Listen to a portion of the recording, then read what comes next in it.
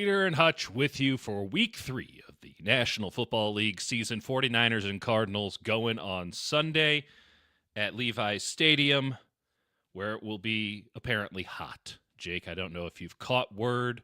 The people are freaking out because it's going to be hot in the South Bay in September, as if that's a new development, my friend.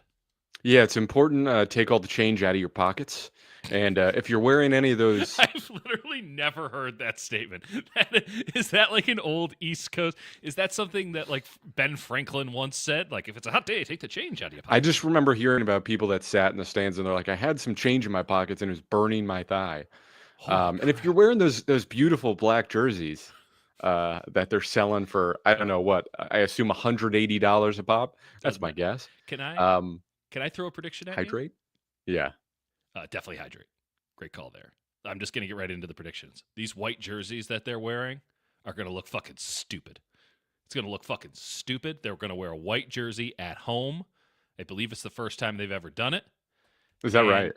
And it's going to look fucking stupid. The Cardinals are going to be wearing red at Levi's Stadium, and I feel like it's going to be an ick with these white jerseys at home that will not be shaken, and I think they're doing it like 2 more times after this. This goes back to a prediction. I grew up in New Jersey, for anyone who didn't know, and we'd watch the Giants, and my mom was a Giants fan, and she was like, I hate when the Giants wear their white jerseys because they just look soft. And it's like similar color scheme as the Niners when they wear the whites. It's the same white and red, and it just like it looked bad. Something about the pants too. They just looked weak in the white jerseys, and she always hated it. I'm with you. It's the gray pants with the white jerseys does not have any seriousness to it. The gray pants was tough. It looks like something an accountant wears to work. And then it's kind of soft for the Niners to be wearing white at home. I'm not going to lie to you. It feels a little soft.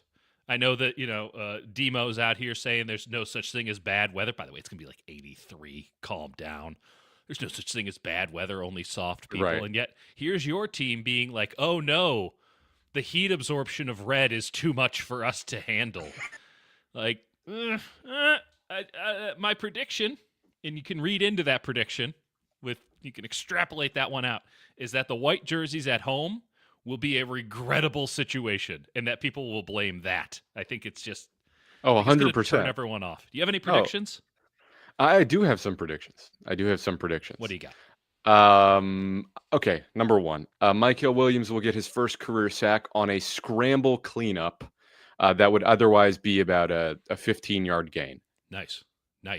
This feels like a Mikel Williams game, like one way or another, because this game is going to be all for the Niners, defensively. It's going to be all about setting the edge.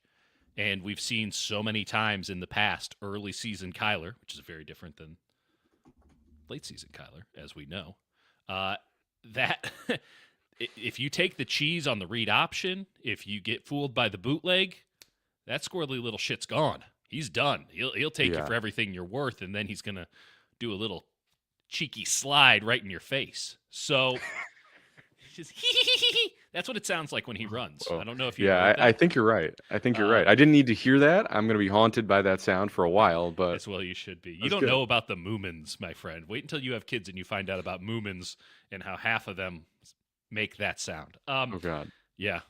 Shout out all the dads out there. They know, especially the Swedish ones. That is it's the Mikel Williams game. He is probably the best edge setter that the Niners have had since Nick Bosa has been on this team. I don't think that's even a hot take at all. Like, I think that's pretty clearly the case. Let's call him acquaintance at this juncture. It's been a minute. Nate Tice put out a great stat the other day. He got the fine folks at True Media to do some on-off stats for him. Mikel Williams, I'm just going off the top of my head here, but the numbers were nice and round for me. On the field, when he's on the field, the opponent's success rate on rushes is 25%, which to translate is bad. Right. And when he is off the field, and I think that's like 21 snaps, when he is off the field, their rush success rate is 66%, which to translate is very good. I'm And starting to see a trend. success rate, I think, is like something like 4 yards plus on like third down runs, and then third down, it's like getting a first down, something like that. Everybody, I think judges it differently. I don't think there's an Right. empirical thing, but let's just The point is use, that's a 40% gap on and off the field. you are a outstanding run stopping team when Mikel Williams, number 90 days on the field, and we saw exactly what that meant in that game against the Saints, where you put a tight end on him, he one hands him, and then gets Alvin Kamara in the backfield, or just rocking a guard. Yeah. You know, Take him off. Whew, a little different. I think it's awfully interesting that like anyone who like knew football and has like coached or evaluated talent is like, yeah, that stuff travels. Like run game stuff travels, and then plenty of people were like, no, It's just not ignoring. cool enough. For and then I remember I'm not using Larry as a straw man. Go for it. I'm really not using Larry as a straw man, but he is an avatar for this entire rule of thought. We love Larry. We have a lot of respect for Larry. Larry was very wrong about Mikel Williams. We were very right. That all said, all we did all season last year was bitch about how this team can't stop the run. All offseason, if you had your head on straight, all you did was bitch, and rightfully so, about how this team needed to stop the run. And then they go out with pick number 11 and take a 20-year-old who can immediately stop the run and who has the physical traits to develop, like pretty much all of them, outside of like one Abdul Carter a year, can develop into possibly an elite level pass rusher because of his physical traits. And everyone's like, oh, boring. I don't know. Meanwhile, this guy immediately steps in week 1 and stops the run, steps in week 2 and stops the run, and we're complaining? It's funny because I remember in the press conference, someone asked, like, we were talking to Tariq Ahmad and the whole, like, evaluation scouting staff, and somebody asked essentially, like, he doesn't always pop off the tape, but, like, what'd you guys think? And he's like, he pops off the tape. Wow. It's just like, here's the thing. It's like, if you're not watching the tape, if you're just watching like the game copy and you're like, oh, he got a pressure. They're not even watching that. They're watching YouTube and highlights. Even if you did, he did pop off the tape. It's just awesome. Like, it was so clear that he provided like a level of force again while being injured on a injured ankle all year long, playing in. I just couldn't believe that people were underselling that. Anyway. I'm still not over it. It was crazy pills. It felt like he's just so clearly like, not to use the meme, but literally built different. like he is. But he literally is. This is the Mikel Williams game. I'm with you. Him getting the sack is big, but like, and it's not even predicting a good sack. That's a cleanup sack, but. The Leonard Floyd. I'll play devil's advocate on our own thing here, right? Like we can also be clear about this. They're going to go with heavy personnel. I think, forgive me here. Sorry, I've been up since 3:30. Paris Johnson is about as good of a tackle as there is in football right now. Yeah, he looks and they just have Kelvin Beachum as their backup now. Yeah, that's cool. I don't like the inside of their line, if I'm being frank, but you got Jonah Williams and Paris Johnson. They got Paris Johnson so good. He's high on the running because any Cardinal that's good is high in the running for this, of being one of the most underrated players in football. Right. Like, Budda Baker is the most underrated player in football. And the problem is he plays for the Cardinals. I'm not going to get into whole fan base stuff. Like, that doesn't matter. Like, I want to talk about football. I want to talk about, that's all narrative bullshit, which we've obviously been peddling in to start the show. But Paris Johnson's so good. I'm so looking forward to the matchups. And I wonder how Robert Saleh handles that, because you don't want Bosa on Paris Johnson, but also like you're not worried that much about that. Right. And then, okay, now do you want Mikel on Paris? Like, what does that look like? How do they play that ball game where you're actually going up against, for the first time all year, an elite level tackle? And the interior is still pretty soft, and we saw the inverse of that in week 1. I thought the interior for Seattle was really good, and Gray Zabel is going to be a perennial All-Pro, perhaps starting this year. He's so goddamn good. Last week with Cesar Ruiz, you got the opposite end of the spectrum there. And this week it's somewhere in the middle. I don't love it. I don't hate it.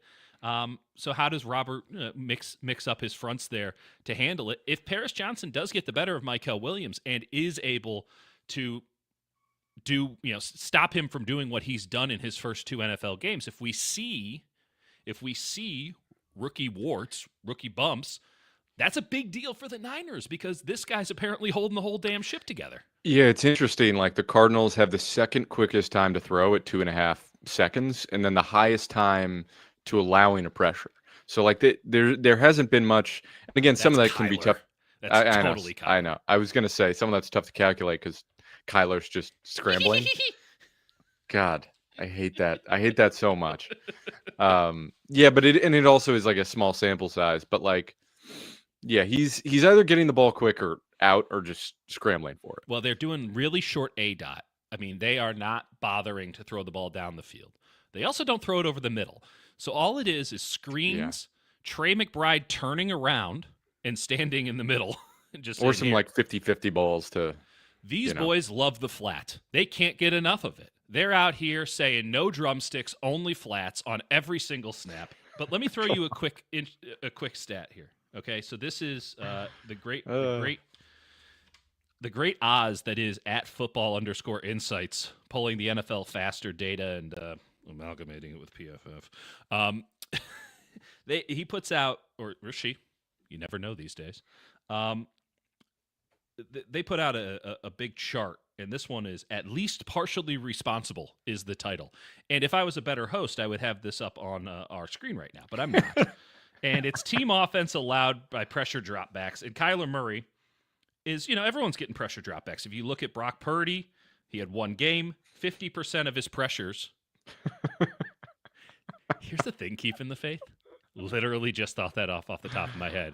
That's the kind of genius/stupidity you can expect from Dieter Curtin. All right, sorry, I interrupted. Continue. I did write down several times the flats. I never put it together until this moment. Brock Purdy, 50% of his pressures in week 1 were from left tackle. We knew that. We saw that. That's how it happened. Okay, so Kyler's got 2 games here. He is most responsible for the pressures on him. He's the only quarterback on this chart who it's not his offensive lineman's fault. 33% of his pressures are his fault, according to this chart. That's an awesome figure. I've never seen that before in my life. The only other player who's even close to that is Justin Herbert, who is a notoriously light-footed guy. He's a little not the greatest pocket sense. I mean, he's ripping it. He's doing awesome. By the way, Brock Purdy, none. Absolutely none of his pressures were attributed to to himself. So just something to keep an eye on. Like Kyler, because we talk all the time about Purdy not being able to see it and being 6 foot, and he's open about this, right? Like sometimes he just has to throw it to a spot and hope it works out because he just can't see over his line because he is, by classical standards, itty bitty. Imagine what it looks like for Kyler Murray. I mean, it's just you can see him not being able to see it. And it's why he doesn't throw over the middle, which I'm sure we're going to talk about later on in the show. And when he doesn't see it, when the stuff on the flats is taken away and he doesn't throw over the middle, what's he going to do? I'm going to do it one more time, and then I'm going to retire it. God, please stop. It's done. It's over. It's over. I'm scaring people away from it. Oh, God. Jake, I have a prediction for you. Okay. I think that the Niners 3 safety look is going to be better than the Cardinals 3 safety look in this game. So the Cardinals, famously, 3 safety defense. Now, it is actually not as prevalent, and especially you look at the Carolina tape, not as prevalent as people make it out to be, but they do play 3 safeties, and like true safeties, a 3 stack on the top. Yep. More than Baker, Thompson, Taylor Demerson. Yeah. They do it more than really anybody. And the theory behind that is, okay, they're getting really multiple up front. They've put in some nice capital and thought into their front 7 this year. But last year, they would do the 3 safety look, and they would basically run the Brian Flores chaos front, but they'd run it as a chaos back. Yeah, well, it was interesting last year where they just didn't have the dudes, but they were running chaos, and it sort of worked, sort of didn't, but like it was like unpredictable enough that like teams didn't really know what to expect. It seems like they've calmed down a little bit early on. And that's to be expected because now they can get crazy up front too. And having Josh Sweat out there really changes the dynamic big time. Having Calais Campbell in there, who is still giving dudes the business. He is still awesome, albeit on limited reps. Dalvin Tomlinson, who's just a large man. I so enjoyed the Dalvin Tomlinson tape. Couldn't really get enough of it, if I'm being honest. They also have Jordan Birch, who's not had a lot, but like is sort of that in-betweener guy. And this is without who am I? Well, the defensive tackle they drafted, Walter Nolan, that we talked about all summer long. And you can see where Nolan fits into this so much because you have a couple of guys who are just, and they're running that tight front that the Saints were running, that 4-0-4. They did that a lot against Carolina. And albeit that's the right quarterback to do it against, they still do some read option stuff with Carolina, all that jazz.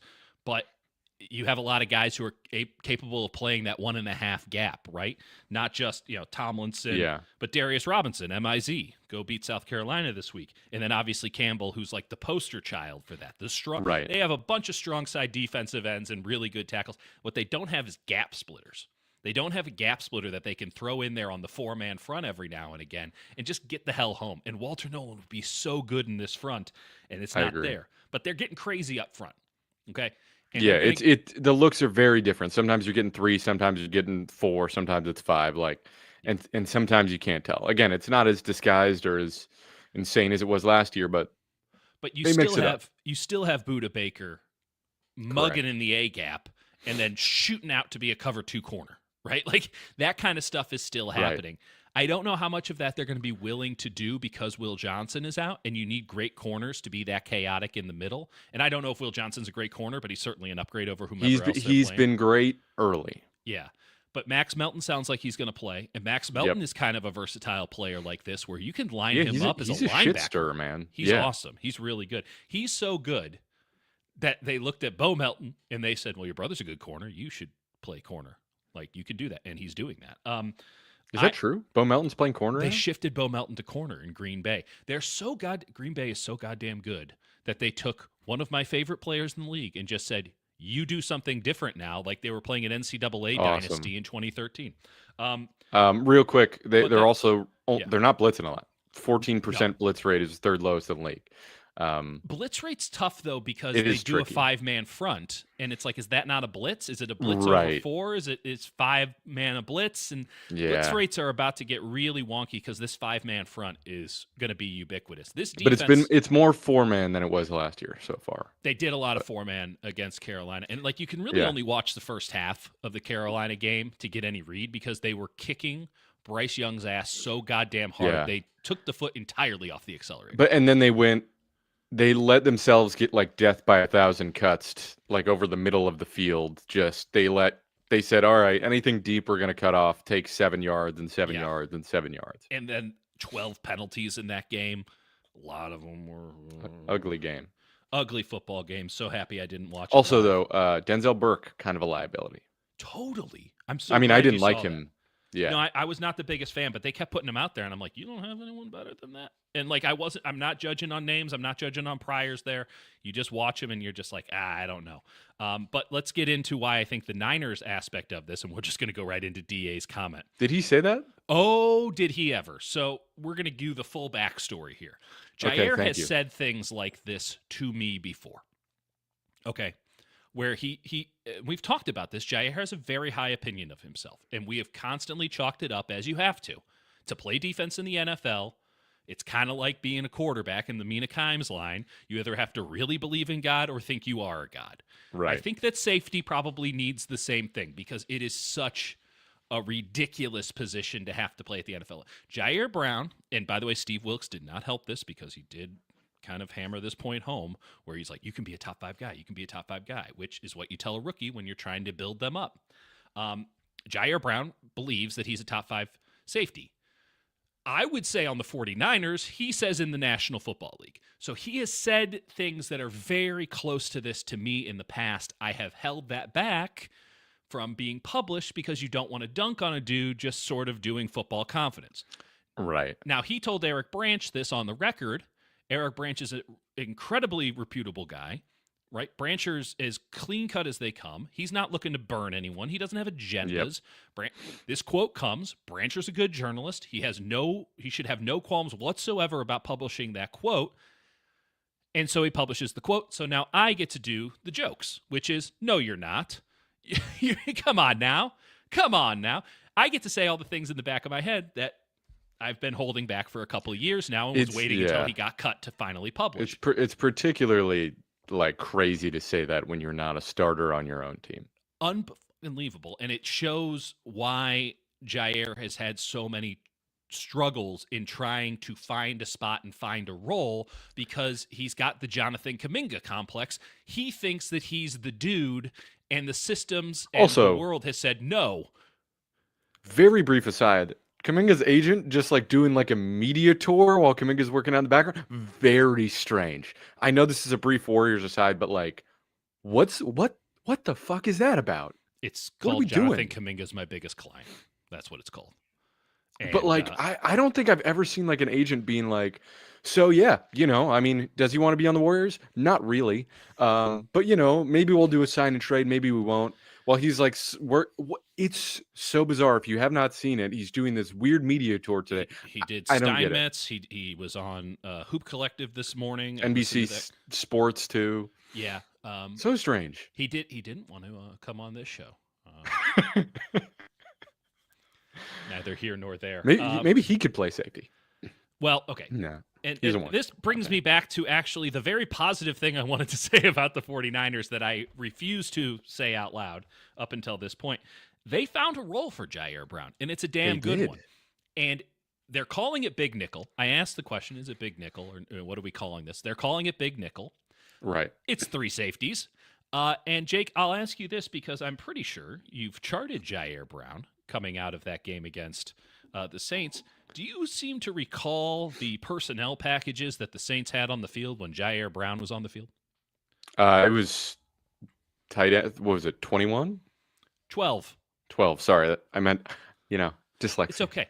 You don't need to apologize for that. We're talking about 12 personnel. We're talking about the all-holy 12 personnel. It's Big Nickel, but it was base. It was exclusively 12 personnel with 13 personnel. Do you know who runs more 12 and 13 personnel than any other team in the NFL? Yeah.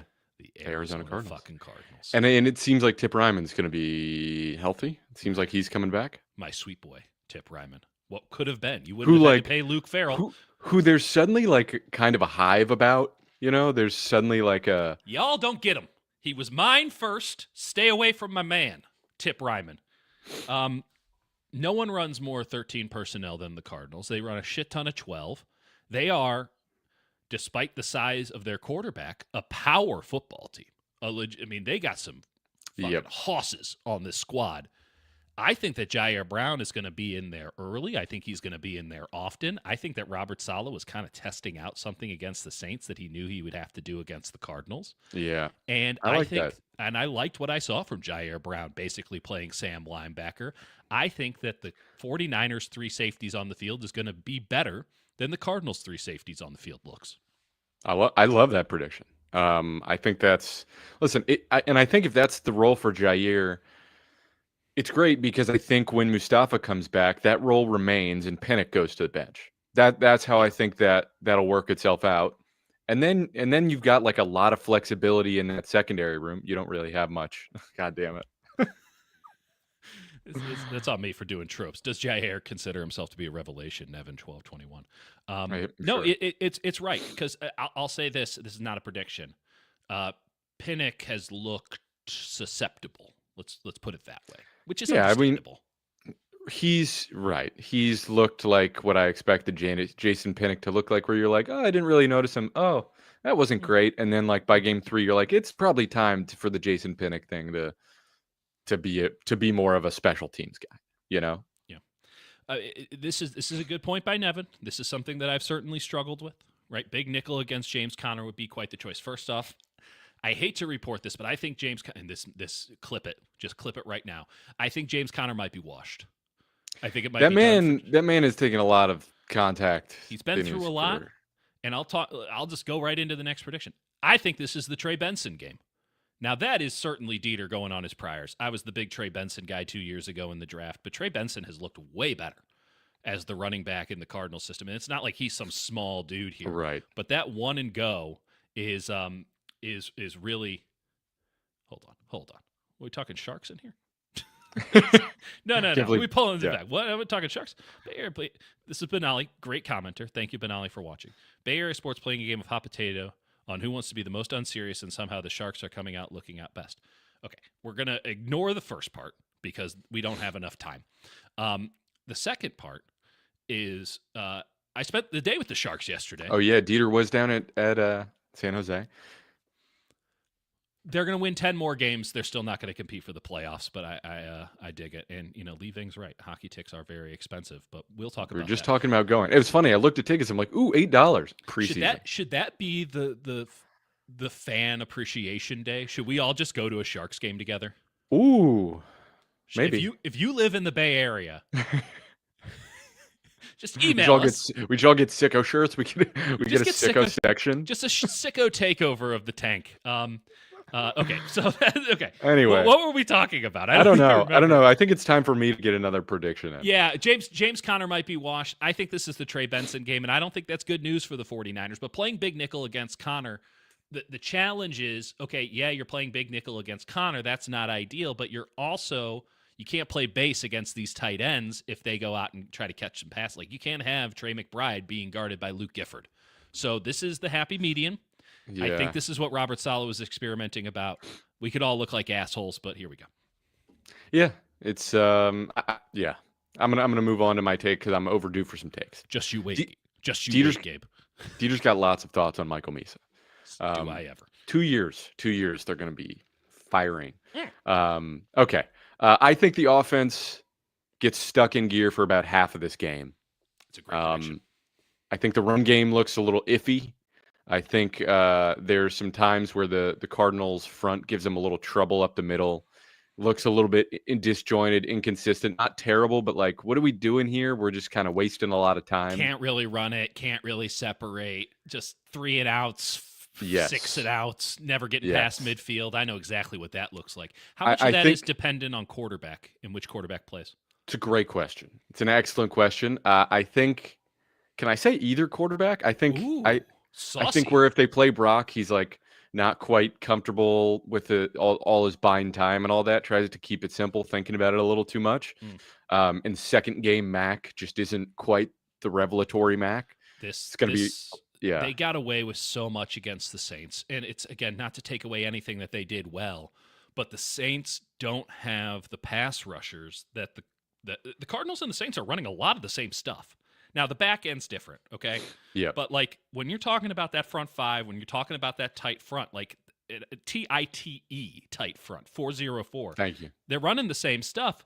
The difference is they're coming at you now with Xavier Collins, Baron Browning, Mac Wilson blitzing, who's really good at blitzing. They've got a lot of, like, big athletic dudes. My guy, Akeem Davis-Gaither, who's, like, in the middle for them as a linebackers, rangy, athletic, strong. But also Josh Sweat. Who they Josh Sweat's an incredibly underrated, like Montez Sweat. I don't think they're related. I think, right? Just brothers, 2 big dudes. Yeah, they just do really well, and they're underrated in the run game. It's like if you're an edge who's like a strong run game player who's really athletic, like you don't get as much shine, but like he's a really key player. He's a really good pass rusher too, and they ran a really cool stunt with him early in that Panthers game, where they just brought, the tight front, right? So you're eating gaps, and he just came around the backside and killed Bryce Young. I mean, he was dead. Yeah. I'm surprised he was able to get up. Yeah, and Bryce Young's had some moments. I think he's slowly turning a corner. He's fighting for his life out there, but he makes some nice throws. Fight for life. The other part of that prediction is that I think Kendrick Bourne will have a key catch followed by a massive Ricky Pearsall chunk play to snap them out of that. Wow, it'll be like 2 quarters of the doldrums and then, okay, we're alive again. That sort of thing. Yeah. Next prediction before, and then I'll bring it back to Lay you. It on me. 8+ combined catches for the tight ends. Luke Farrell and Jake Tonjes, some checkdowns, some checkdown action where it gets ugly and dicey, and then especially in the second half, Niners are trailing a little bit. Get some checkdowns. There's lots of space for checkdowns. underneath, and if it's Mac especially, he loves those tight ends. I'm fascinated to see how Pearsall performs in this game because it should be an almost exclusively zone game. Like the Cardinals both cannot and will not play man-to-man. Like it shows up every now and again, but like they're not built for it. Their system isn't about it's that. a lot of they can't play a little. He loves like cover 4 man match where it's Yeah. like triangles on either side of the field, and then depending on the route concept, Flores. one guy takes them and they hand it off. Um, But it's not like true man the whole time. No, and that would be dangerous. Just, I mean, if you had Johnson, you can get away with it a little bit more. But you're just not doing that with Melton. You're not doing that with Burke. You're just not doing that. And then the 3 safeties doesn't lend itself to that. Now, if you were to go all out blitz, then you really don't have a choice. But they don't run a lot of cover 0 either. So I'm really interested to see how Ricky gets through the connective tissue, and if he's the one who can Debo this situation, for lack of a better term. If he can find that gap, catch the ball, and go. Maybe I'm just going to say, throw the prediction out there, but big yak game for Ricky Pearsall, which kind of is necessary because do you think Jennings goes? I know that they'll have an injury report. I kind of don't think so. I kind of think he takes the week and Kendrick Bourne gets to start. And then we get like one deep shot to Marquez Valdes-Scantling that he drops. That sounds so. Where it's going to be like, oh, what a breakup. Oh, actually, that landed in his hands, and the corner did not touch it. Okay, who do you think starts at quarterback? I think it's Mac. You think it's Mac? I think it's Mac. I think it's Mac. I think they say Purdy's iffy. He's still hurting, and this is going to be kind of a physical game, and he might take some shots. Kind of don't want that. But listen, like I feel maybe 60% Mac, 40% Purdy. I have a prediction that is fundamentally built to piss people off. You ain't getting your Jordan Watkins. You're not getting him. He ain't showing up anytime soon. He tweaked his calf. Yeah. Well, yes, he was on the injury report after practicing full on Wednesday. Limited or just straight up out on Thursday? Limited, which means like he probably started, then got hurt. So that even aside, they traded for Kendrick Bourne. Like, that told you kind of where they were at. Well, yes, sorry, you're right. They signed him. That is 100% accurate. They thought about trading for Kendrick Bourne for like 3 years in a row, though. So the amount of conversations that I have had about trading for Kendrick Bourne in August have not fully dumped themselves from the brain. They unquestionably acquired Kendrick Bourne for a sum of money that is still yet to be fully determined. Jordan Watkins ain't coming. I know that he's sort of the darling of, we've all moved on from Nick Martin to now Jordan Watkins. It ain't happening.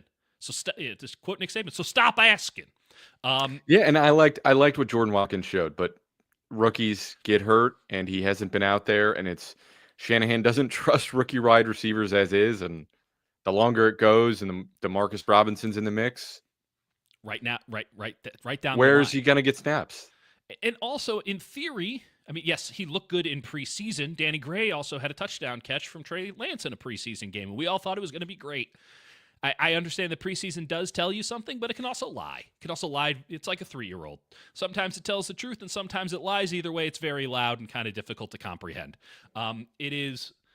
I just don't think we're getting Jordan Watkins. I hope we're pleasantly surprised, because if he is on the field, then he should be able to do all the things that we think he can do, because Kyle is seeing it in practice. Yep. But this is like my number one thing when it comes to, like, why isn't this guy playing? I don't know. There's 6 days in between football games where the coaches go and watch them play football. Like, do you not think that they want to play their guy who was drafted in the 3rd round as a linebacker? You don't think they want to play him? Oh, no, we don't actually want to use that guy that we drafted at pick 75. Are you saying you think they have not been impressed by Watkins? Well, I don't think they've had enough opportunity to be impressed by Watkins because of the injury, and I don't think that he's going to get the benefit of the doubt because they've already replaced him on the roster, in effect. If it's bad luck more than anything else, but also I don't think he's made the most of the opportunities that he has been out there, the time he's been out there, because they're like, we need to go get Kendrick Bourne. It's so tough because this is like the perfect week for him to like get his one chance before Robinson comes back and having a calf injury. I just can't imagine he's going to be out there. So it's going to be Sky Moore and Well, Marcus Valdez-Scantling. And I'm not so sure about the Sky Moore thing, having watched that Saints film now a couple of times where he's out there and you're like, nope, never again. Nope, you Junior Bergened yourself right off the field there, Bubs. hey, maybe Junior Bergen gets bumped up. Jesus fucking Christ. You have any other predictions, Jake? I do. I think, yeah. Okay, I have two more. One, there will be one collision between Alfred Collins and James Conner that will register on the Richter scale. Nice. That is a big beefy man going up against a very hard block of concrete. A lot of head-to-head contact on that one. Yeah, probably not great. Probably not Nope. great. NFL's not going to put that on the highlight film. That's why you can't do jacked up on Monday Night Countdown anymore. Yeah. Did you see the Rams equipment guy getting a helmet on Steve Smith? It's very interesting. They've got like the dots and stuff. Yeah. I can't really watch the Steve segments. I'm not a big Steve Smith. Oh no, he's sometimes he's good and then sometimes you're like, okay. I'll tell you, if we're talking about behind the scenes, no one's doing the behind the scenes videos better than the Chargers. Like it's amazing how much money you can put because they don't want any Herbert wants no attention, so it has to be behind the scenes. It has to be behind the scenes. It's but they have this unbelievable new facility down in LA. And even my wife's like, it's amazing how nice of a facility you can build when you don't have to pay for your brand new stadium. They pay $1 a year in rent because that was the deal that the NFL made with Kroenke. Yeah, you want to build your stadium? That's fine. You have to take this kid in, the Chargers. So the Spanos family immediately then starts spending money on Jim Harbaugh. They start spending money on Justin Herbert, and they spend $150 million on an unbelievable facility. And they hired a hell of a social team to put it all out there. So the Chargers behind the scenes content, really good stuff. And they had the dot helmet, like what goes into becoming a rookie. So I do recommend you watch that after this video. Yeah. You have any other predictions? I'm just going to go into our wild prop. This is the crazy thing that we cannot be held accountable for in a court of law. All these other predictions can make us look like assholes, and we'll wear it, okay? But if this doesn't pan out, you cannot come back at us. I think Jordan James and Christian McCaffrey share the same backfield. I don't know how many snaps. Almost made a Jordan James prediction, but he's been inactive, and it's like a special teams question. It's like, could they just be sick of Garendo and his terrible kickoff returns and say, we're going to have Brian Robinson Jr. return kicks? I mean, maybe. Or James. And block for Sky Moore? Or just have Sky Moore return the kicks and have Brian Robinson Jr. as the... Functionally, I don't think that you can get away with a singular returner anymore because of the directional nature of the kicks is actually kicked in this year, pun intended. But it wouldn't shock me You at could all. also just put Jordan James back. That's my thought. That they're just going to say, we're done with Garendo. I almost made a Jordan James gets his first offensive snap prediction. So I like where your head's at. I'm even further.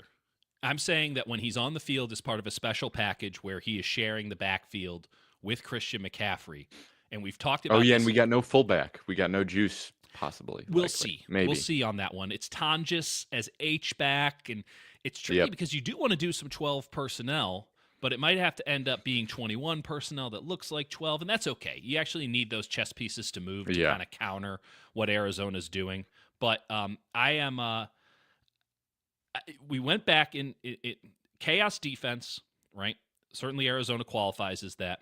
We went back into the film room to see when we were talking about Brian Robinson and Christian McCaffrey and how they would play together.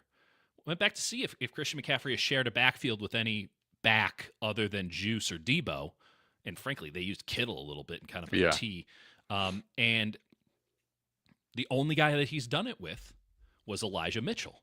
And Jake, you did not care for this, you probably still don't care for this, but my comp for Jordan James was the Elijah Mitchell copy. It's wrong. Okay, but that's fine. I think that's how they see it.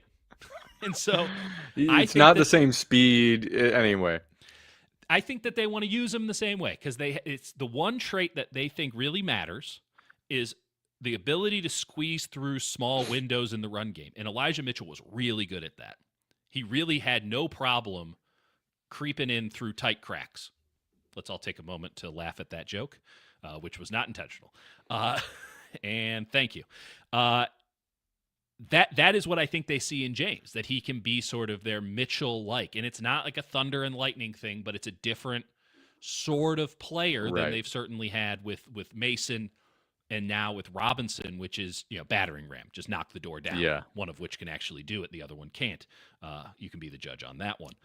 I think that they bust out that look that they had against Minnesota 3 years ago. Yeah, I'm really curious. Like, what is the because there's like a physicality to the Arizona front and the way Arizona plays football that would lend itself to like Brian Robinson Jr. being valuable, right? In Yeah. theory, I think the game of football would lend itself to Brian Robinson Jr. being valuable, and I don't correct. think that's going to happen. Correct. I think there's a physicality there that they might still trust him with. And so, like, my gut would say it's still Brian Robinson Jr., but my sort of galaxy brain is like, just make the switch and start seeing what happens, because you'd rather get James reps earlier than later, Right. and you can keep them both active. Yeah, I don't think I think that it's James replacing Garendo, and that they have a special. Again, I'm just walking into a special package for Jordan James, where he shares the backfield with McCaffrey a couple times, and that gives them a little bit. And I know you're going to love this.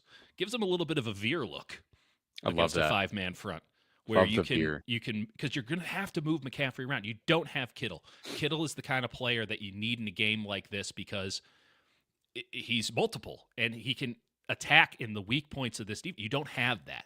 And you're not getting it with Farrell, and you're not getting it with Tonjes because they don't have the threat of being the thing that they're not. Correct. So in that, it's like, how do you get some chaos on your side so that this defense, which is going to rotate late and is going to make it really difficult for you to line up your blocks in a zone scheme, right? Because if you're rotating late, okay, well, I was supposed to get to the second level to block that guy, but who's supposed to do that now? Because he's not there, and this other guy came in here, and this is their real issue. It's the protection scheme, not on pass pro, but on running too. How do you get away from that? Well, you just attack it with your own sort of veer, and you kind of run an option with Mac Jones back there. Can't really do that with him as a runner. So you need to get another running back there. Yeah. Jordan James. You can't hold me accountable, though. Can't hold me accountable. Okay. I mean, if they do go that route, I do think what they do is they rip off what the Packers did, where they do the spin handoff. 100%. And then it's unclear who has the ball for a split second. There's a little bit of deception there. That is exactly right, Jake. That is absolutely correct. I don't think that happens, but I love where your head's at. I have one more prediction and then my bet for the game. Okay, great. That's my bet. My bet is a Jordan James touch. If you can get a prop on that, go to town. if you can find a prop on that, I do have to question. It's funny. There's all this gambling, and like you can't actually get the props you want. Very because no one knows who the quarterback is. But yes, correct. It's almost like it's rigged. Last prediction, bounce back game for Renardo Green. Gets a pick or a tip to Marquis Siegel pick on a jump ball for Marvin Harrison Jr. I like that one. You said that Connor and Collins were going to run into each other and it was going to be big. I think that Kyler, and I won't do the laugh, is going to get out and he's going to make Fred and Bosa run into each other really hard. Like, hard. That's not a great prediction. It feels bad to say. But the Niners have been kind of running into each other a little bit on defense, and I think that's kind of a good thing. It implies that there's a bunch of guys who can make the play. But I am sorry. I really need to just put the chat away. You guys are too funny. We'll read that in a second. Yeah, we'll put it up in a second. But I think that Fred and Bosa are both so intent and capable of making the play by themselves that they actually run into each other and don't make. It's a great prediction. My last bet. What I really wanted to bet on, because it was overtime at plus 800, which honestly I would like the number to be a little bit higher. Right. But I wanted to bet not just overtime but on a tie, which I couldn't find that. I could only find first half end of game tie. But if you can somehow find a tie, end result tie, that's got to be at least plus 2,000. Well, the line right now is Niners 2.5. I think that's cake. I think that has Mac Jones built in on it. And we're not a gambling show, and we've never taken money from gambling, but I do think it's somewhat informative, and in this case, fun. Bet responsibly, all that good jazz. But 2.5, Arizona on the road. I mean, if I was to give advice on this front, I would say take the Arizona money line if Mac Jones is the quarterback. But that line is telling you that they don't see very much, if anything, between these two teams. And you know my thoughts on what's going to happen with ties this year. Might this be the first? Might it be the second of a weekend? Who's to say? But I think we get 4 ties in the NFL this year. And by the way, my prediction of 10 field goals above 60 yards in the NFL, that might happen by week 5. Yeah. I just think this is going to be like a weird, grindy game where there's going to be some big chunk plays and some maybe some doldrums. You never really know with the Cardinals. Never know. It's always a strange game. So as much prep as I've done looking at, all their quarters and running man match and, secondary and the fact that they run heavy front, or big packages with their O-line, and they love to get 3 tight ends out there occasionally, two tight ends, and they just have big wide receivers, but then sometimes can't really move the ball because Kyler's not seeing it. It's just a strange team, and they only attack the boundaries on offense, and James Conner's not quite rumbling the same way. It's strange. You don't really know what to expect from them yet. It's something where they're a team that really isn't going to do anything because Kyler is Kyler. But they could be dangerous. They could win 10 games, right? They could absolutely win 10 games. And you're I don't know what this team is, but they're tricky. I think that they're a playoff team that doesn't win any playoff games because of their quarterback. I am. These are that famous. Sounds right. These are famous last words. I just don't see it in Kyler. I don't see the growth. I don't see the maturity. I don't get it. I just don't get it. And I think that this team would be in a much better situation without him, because I don't think that he's giving you more than he takes at this point. And I still think statistically he'll get you a lot. But you drafted Marvin Harrison Jr. early. That's not to say that Marvin Harrison Jr. is more important than your quarterback, but they don't work together. It's a bad mix. Marvin Harrison's skill set is slants and dig routes and over routes, and Kyler does not throw it there unless it's right at the line of scrimmage to a style. If you had a DK Metcalf or George Pickens, kind of true X receiver, a Brandon Ayuk, if you had somebody like that who can give you those deep posts and stuff, now there's something different. But also Kyler doesn't throw it down there anymore. So he throws a lot of one-on-one, 50-50 balls down the sideline, 15 yards down, and he hits the flats, and he'll hit you over the middle, but only on super designed plays. And it's just, I hate it. I hate watching it. And it feels like it's the limiting factor on this Cardinals team, whose defense is awesome, who I think's offensive personnel is really good. I'm expecting him to have a monster game because I just don't think he's very good. Sounds about right. He's gonna absolutely break out in this one because I've said that the opposite will happen. That checks out. Should we go through some of the starred chats, my friend? Let's go through some comments. Kind of a funny question. Would 10 plays of edge shedding be equal to 1 sack value-wise? One, I think the number is much lower, and also a sack is tough because sometimes you do all the work to get a sack and someone else gets it.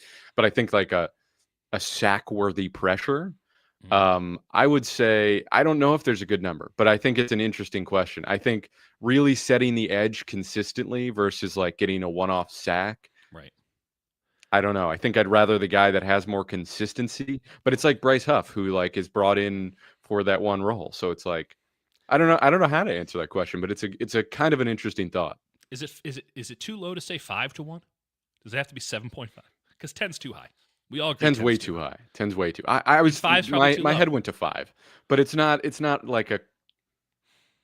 And then setting the edge, there's a difference between collapsing the pocket or just. Are you just sort of standing there against a tackle and surviving, or are you displacing the tackle a little bit? Then it's maybe 3 snaps.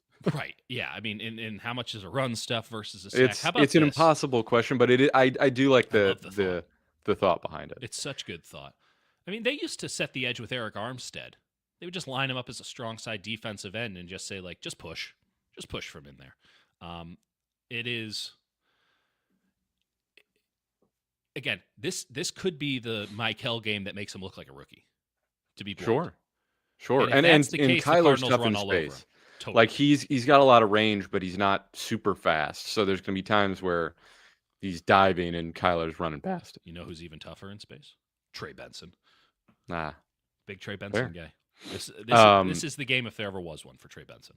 Benali asks, position by position on offense, do the 49ers have the advantage anywhere on the Cardinals? As it stands today, with like assuming Mac Jones, no Kittle.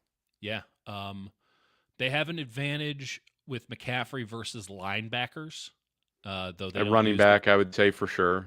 I think that they have an advantage at de facto because he's not really specifically there, but I think they have an advantage outside with Pearsall over these corners, and I like Melton a lot. But if you don't have Will Johnson, you don't have that guy. I like Pearsall over any of the Arizona wide receivers. And depends what version of Trent you're getting, but you'd say Trent still. Yeah. That's the defense is so scheme dependent. That's the thing. Like, it is a sum of the parts. They have a bunch of really good players. Buda Baker is as good as it gets. Like, I'm not taking anything away from the really good players they have on the defense, but stack them up individually. Like Mac Williams. Yeah, Mac Williams, their linebacker, right? Am I getting that right? It's Mac Wilson. No. Sorry. Yeah, it's when you get it so close that you're like, what is his name? Brutal. And I've messed that up 5 times today. And he's a senior, which is annoying. Like, I don't know your kid. Is your kid in the league? Then you don't need to differentiate yourself. Mac Williams Senior. Wilson Senior. It's as good as it gets right here. How about Mac is out there? He's a really good player in this system and this system alone. I mean, and it's replicants, which are going to be more plentiful across the league. But like him going left and right, no bueno. Him blitzing and being a de facto defensive end and kind of standing there and stuffing the run, like he's really, really good at that. He's insulated by this. They got a bunch of guys who fit what it is that they do to a T, Baker being the key amongst them, whom they inherited. They've now figured out, okay, this is what we like at this spot. This is what we like at that spot. And they've gotten guys to fill that spot. Calais Campbell being a great example. Like Calais Campbell, if you thought about him for the Niners, you're thinking 1 technique, 3 technique. No, he's a 4-eye. There has never been more of a 4-eye in the history of football than Calais Campbell, and he's as good as it gets there. So I really like this Arizona defense, but if we're talking, man v man fantasy football style, it's a tough argument to have sometimes. Yeah, it's interesting that like they got Akeem Davis-Gaither, who I really liked and talked about as an option for like $5 million a year. Yeah. And he's just their starting middle linebacker. Has done a pretty good job. He's got range, he's got size. He was number 3 for the Bengals, and I was like him. It's like the same thing with our guy from the Jets, who's Sherwood. Yeah, Sherwood, who's like now I think leading the Jets, which is like 13 tackles a game, leading to nothing because they're just like awful. Their defense sucks. We don't need. We have to go to probably the most ridiculous question we've all gotten. It keeps happening. Okay. No. Do you think CJ West can play center? No. No. Okay. I mean, I'll expand. Hell no. No. First off, he does have good hands. Right, but it's like that's not what makes a good center, especially in this system. Like he can't run, man. like he's got some burst off the line, but like he can't run. He can't center's also a tiring job. Like he has powerful hands. He's a phone disengage from tackle. Blocks. Yeah. The whole point of playing offensive line is to block. No, it's I'm not on board. We're not on board. And you can make the argument of like a Ben Garland, like, well, he was a defensive tackle and they moved him to center. Yeah, but he was a shitty defensive tackle. Like his whole thing was like, I think we can use him here because he's smart. And I'm not saying CJ West isn't smart. I'm not saying that he couldn't handle the mental aspects of center. I don't know him well enough to make that determination one way or another, but I'm not discounting it. He's a really good defensive tackle. I'll be clear about this. I think that CJ West, after his reps against the Saints, deserves more reps against the Cardinals. I think that he is an asset to this team. And he'll listen. It's a long season. Defensive linemen go through a lot of wear and tear. He will find snaps and figure out a role, and if he plays well, he will get more snaps. That's how it will work, and they already increased it from last game. So Yeah. it's interesting alone that they've just got Jordan Jefferson not really playing, and they're trusting CJ West over him, because that could have been a That decision was they interesting. easily made. They do. Yeah, They kind of do that a lot. I think we're obviously in the belly of the beast. Like it does feel like they make Kendrick Bourne is a good example, right? Like we acquired this guy, kind of for like a week, right? Like, in theory, like best case scenario, you only need him for a week. Like they go out and get Jordan Jefferson. It's like, what? You're just gonna have him sit on the bench? They acquire a lot of guys that they then leave on the bench. Remember when they got who was the other guy that they got? They got another Kalia. Was that it? Another Khalil Davis, who they traded like a 7th-round pick for, and then like maybe never played, or played like one game and then they not a cut. person. Khalil Well, Davis. it was because they had a streak of making trades at the deadline. They're like, we need a defensive tackle. Let's get a guy who has actually achieved nothing. And the Houston Texans, who had a dog shit defensive tackle group last year and were struggling, were like, Have him. you want him? And they went, sure, here's a future 7th. But I guess that does highlight, like, never give a shit about a day 3 pick. You can always get them, and you can always give them up. Maybe 4th round, you get a Even little. though they seem to like do better with 7th-round picks than some 3rd-rounders. That's because the pressure's not on there. The San Francisco Giants. You put the pressure on them, they can't perform. But as soon as it's like, hey, anything can happen out of here, they keep kicking ass. Okay, what else do we have? What else we got? Great question from Anali. Does Kyle know that there's new overtime rules? Excellent question. I think he does, but I think after the second possession, where known scores, he will be confused, and be like, "Wait, what is it? What is it again?" And kicked a field goal thinking we would win. There will be a bad timeout burned because of like a wait, what's the situation? Then he'll be like, well, we knew, and then you'll be like, oh, that explanation makes sense, and then you'll re-listen to his explanation, and be like, oh wait, that didn't make sense, and he'll be like, yeah, we had an issue there the second day. Anyway, yeah, that's another prediction. What will the narrative be on Upton Stout after this game? I don't think Upton Stout plays that much. I think they're in big nickel a lot. Yeah, but he played in big nickel. Remember? Well, he a little nickel. Yeah, but big nickel still was Stout on the field. So that's really like a dime situation. Yeah, this Stout's been on the field. I think he's still playing. I think they're going to keep trusting him. I think especially you only want to play him against 11 personnel. They just don't run that much 11 personnel. I mean, he'll we'll be on see. there for those reps, but it'll be interesting because, like, I don't know, Michael A. Wilson's like a big slot. Like, it's not everybody an ideal on game that team for is him. a power at whatever Everyone's position large. It's not an ideal game for him. Cardinals for years, I think, to kind of acquiesce to Kyler is like, oh, we have this little scooty quarterback. Let's get big guys around him. Let's get really small. They originally started with really small guys around him. Yes. And they had somehow wide receiver like Christian Greg Dortch Kirk existed. and Dortch and they just had all these little guys. And it was Cliff Kingsbury, right? Like, we're just going to beat him with speed. And then you found out that that's not how the NFL works. And Jonathan Gannon comes in and he's like, we will insulate the little man with all of the girth and all of the power. Everybody on this team is powerful. And that's why that's why it's a really great test for the Niners defense. They have not faced this kind of force before. Like, I thought the Saints did a nice job game planning. I think that the Seattle offensive line is ascendant, but it was early and they were all figuring their stuff out. Like, they have not taken this kind of a punch in the mouth, and every single snap from the Cardinals is going to be a punch. They are big boys. I don't know if they have Stout out there. He will. He'll be out there. Okay. I think he has fewer snaps. Let's put it that way. I agree. I think it's going to be a major challenge for him, and he's going to have to like cut guys off at the kneecap. Like, he's going to have to get in. He's going to have to get in low. Yeah. How about this? If he plays, there's definitely going to be an injury timeout for him. I'm not wishing actual ill will upon him. He might only miss a snap, but like, he's getting the win knocked out of him in this game. Yeah. Luke Gifford going against your big nickel prediction will play a huge role, because like that's the other thing is you could say, all right, well they had big nickel last game, and so they could go back to it to sort of match in the pass game, but in the run game, with all that physicality, wouldn't you want Gifford out there? I'm very curious to see what they do. I think they and you know what you could do is you could say, all right, no Stout, but you replace Stout with Ji'Ayir and you put Gifford out there in base. You could do that. That's a thought. My thought on why I don't think Gifford plays is because they don't really put Trey McBride in line all that often. So Yeah. they're in 12 or 13 personnel, but he's in the slot. He's playing, Or he's the last tight end on the line.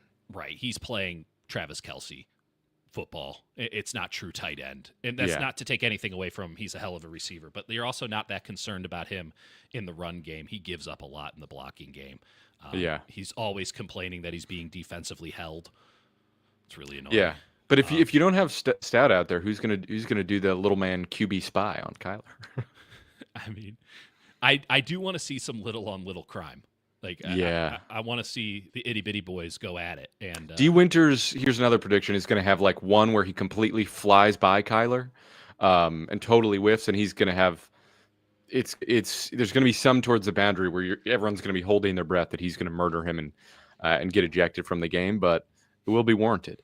Nevin asks, do you think if guys stay healthy, they will trade? I almost called him Ezekiel, Jordan Elliott, to make room or for more snaps for the kid, and/or so they can activate Givens, who they made a point of leaving open on the return from IR designation. I don't think they will, because Elliott, I think, is a free agent after this year, and they love the comp picks. Wouldn't that? Well, yeah, that's a good point. And he's actually been playing well so far, which I did not like him last year, but he's been doing well so far. Well, and it makes sense, right? He's been in a limited role. You haven't needed the full Jordan Elliott experience. When you only play him a little bit, that's cool. Like, he gets by. So that's good. And they've had Davis as the real penetrator to get upfield, and Elliott's taking on more double teams and sort of holding up. I don't know if that's been dictated to him, but like he's been playing better because it seems like the game has been a little bit simpler for him. Usually, the correct answer to this question, and we'll see. I mean, the correct answer, but kind of a Hanlon's razor argument. Let's call this a Hutch's razor here. These things take care of themselves. It is professional football, and the idea that you're ever playing with a loaded deck is one game away, or even for this Niners team, one practice away from feeling like the exact opposite. Just look at the wide receiver situation. I mean, it's a great case in point. You lose all your wide receivers in training camp to injury, and then come week 5, 6, and 7, you might have too many wide receivers. So these things take care of themselves. As they say in Jurassic Park, life finds a way. Real quick before we get out here, let me answer this one because you're going to spaz out on the person. The 49ers, Dieter and Jake, act like they have all the answers. One, you are quite literally asking us questions, so we are answering them. That's the nature of the Q&A portion. And two, you asked us if we think CJ West could work at center. We said no. If you asked me if Sebastian Valdez could maybe work at center, maybe. I think that's a more interesting conversation. He's got the athleticism for it. I think he could be an interesting conversion. But you asked about CJ West, so I said no. So that's the nature of it. Continue on. Let's also throw this on CJ West. A little too doughy for center, if I'm being honest. I mean, in this scheme, at least, you got to get out and move. That's not really his game. He's a penetrator. He's got strong hands. You can spin off. So that's what it is. Again, you can keep asking questions. We'll give you the answers. Here's the other fun part. You don't have to watch. We do think we have all the answers. We're not going to lie. That's the whole ball game. That's and here's the thing: when we're wrong, media. When we're wrong, like when I said Connor Colby's going to be terrible, and then he's actually been really good, I'll point that out. So here's the thing, Jake, and I'm not trying to absolve ourselves from culpability here. What the hell is that, Connor? That's not the same player we saw. No, I don't know what was going on in Iowa, man. And because they had a lot of athletic guys, and it was like, what is happening here?